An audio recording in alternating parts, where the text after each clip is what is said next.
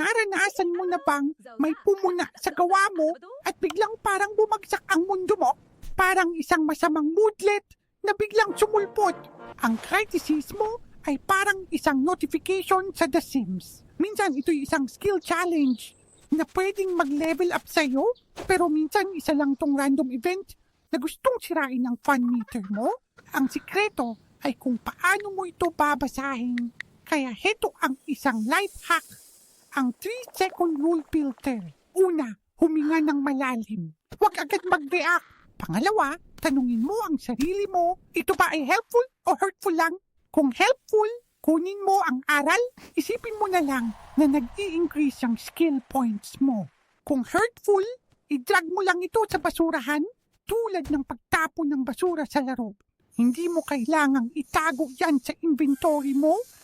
Tandaan, hindi ka defined ng opinion ng iba. Ikaw ang naglalaro ng sarili mong buhay. Kaya sa susunod na may kritisismo, i-activate ang filter mo at panatilihing mataas ang iyong happiness bar.